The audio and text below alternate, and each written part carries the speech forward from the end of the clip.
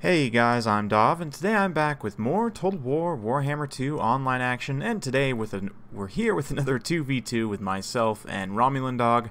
This time we're going straight into the finals. Unfortunately, the game 2 of the initial round is kind of borked. The replay, I'm not really sure. It's on the Sword of Corone map, which I've had some issues before with the replays being just horribly laggy and stuttery. Like in rewatching the replay just before this, I was going to cast it. I literally got physically sick to my stomach because it was that bad. So unfortunately, until I figure something out, I'm not going to be able to cast that game, which is pretty unfortunate. It's actually one of the better games out of the entire tournament in my opinion. So for those of you guys who didn't get to watch it live or on Turn's channel, be sure to go back and watch that particular game. It is Empire and Skaven versus, what were we up against? Archaon and the FAY Enchantress, so Chaos and Bretonnia. Anyway, this is straight into the finals here. This time we're up against the High Elves and the Forces of Chaos. You can see Alariel's going to come in here and immediately drop an Arcane Unforging on my Goblin Great Shaman, who responds with a Vindictive Glare. Vindictive Glare does quite a bit of damage here, but unfortunately that Arcane Unforging is going to prevent me from casting my wall and do quite a bit of damage. Goblin Great Shaman, relatively squishy in terms of his HP, really doesn't have too much HP, so that Arcane Unforging will do quite a bit of damage, and because he doesn't have the best leadership either, it's relatively easy to rout him off.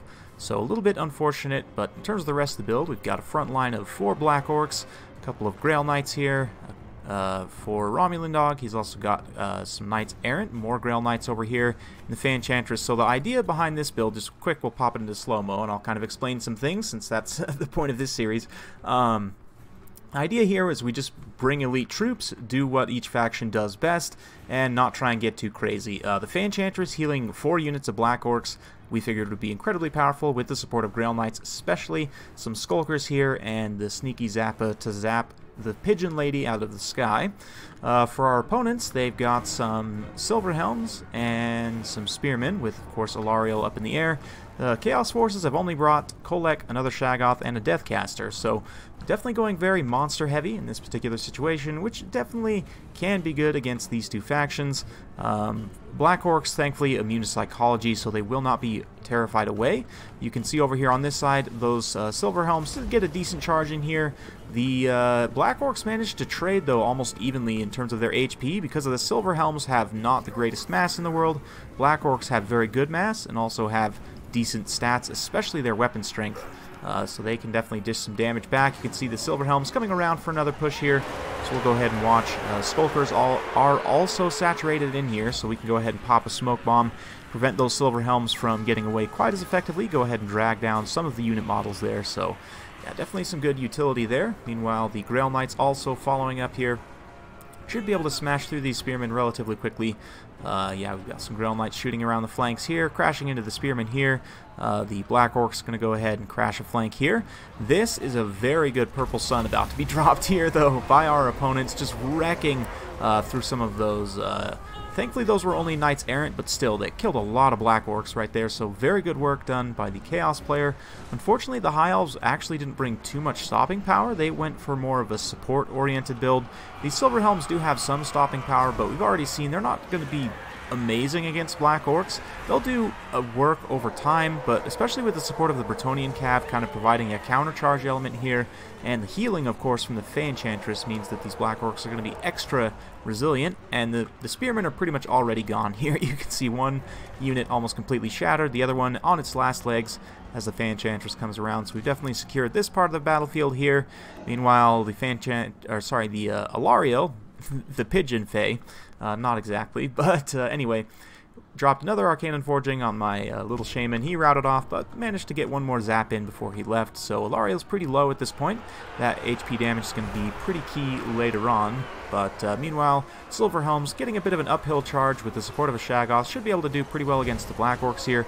Still have these Skulkers supporting in here. Unfortunately, the Smoke Bomb not on station, but another, let's see here, another Purple Sun going to be dropped.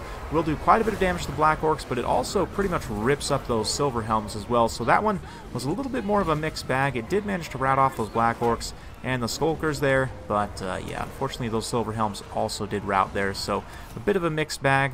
Meanwhile, in the back line, I just missed a glorious charge, so I apologize, but it was more or less just so Illyrian Reavers getting absolutely butchered by Grail Knights and Knights Errant. The Shaggoth going to come down the hill as well, but we're going to keep the Black Orcs rolling as much as possible as Romulan Dog pulls his forces away.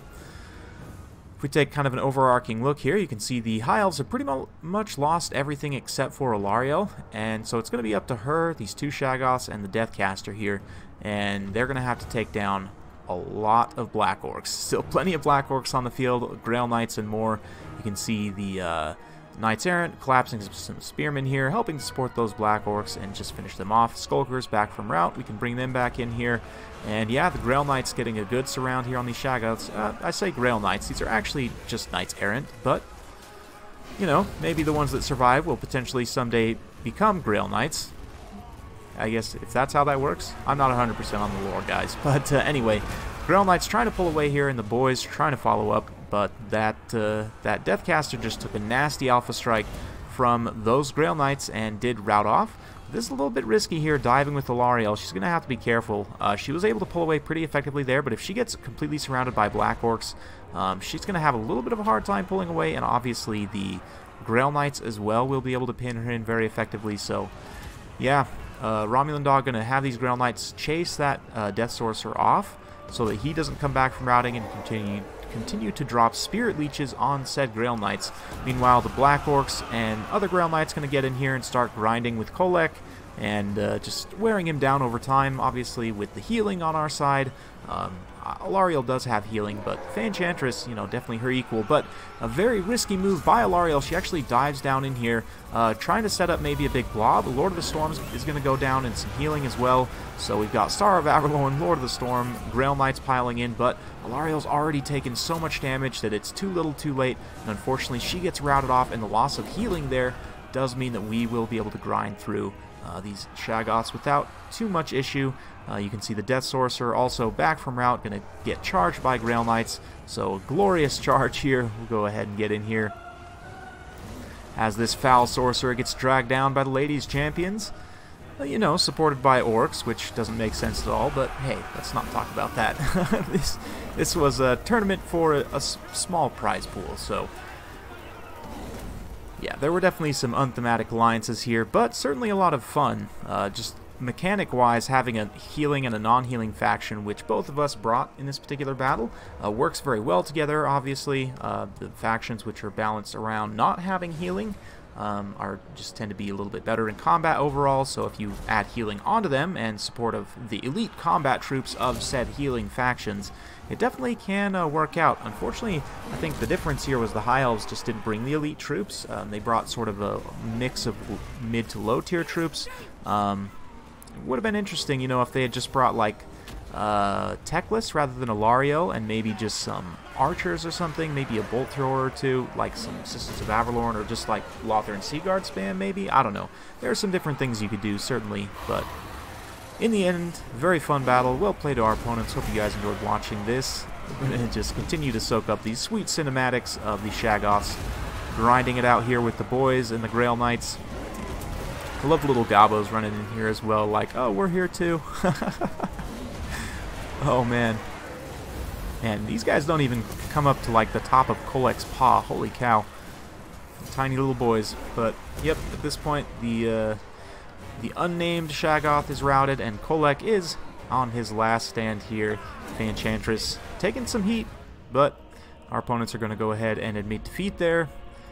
Very fun battle. Hope you guys enjoyed that. I know I sure enjoyed playing it. This tournament, again, was super, super fun, so in terms of the army breakdown, like I said, the High Elves troops, some of them did pretty decently. These Silver Helms with 20 kills, not too bad. But just overall, I think the lack of stopping power here was a little bit of an issue. Certainly the Shaggoths carried a pretty heavy load here. The Death Sorcerer also got a couple pretty good casts of that Purple Sun. The one was pretty unfortunate, though, in that it took out those Silver Helms and led to them routing. So, yeah, a little bit of give and take there, but certainly I think that for myself in Romulan Dog, the build more or less worked as intended. The Black Orcs were able to just sustain and not get terrified away after their leader got sniped, and the Skulkers also provided some good utility, and we're able to get some good damage in. Of course, the FAY Enchantress with her healing, very key. The Grail Knights did a ton of work, and the Knights Errant doing a great job. Romulan Dog, I didn't highlight it too much there, but you can see from the kill totals, did a great job of targeting the Knights Errant against the Spearmen, and the Grail Knights against the Cav and the Shaggoths, considering the kill totals here.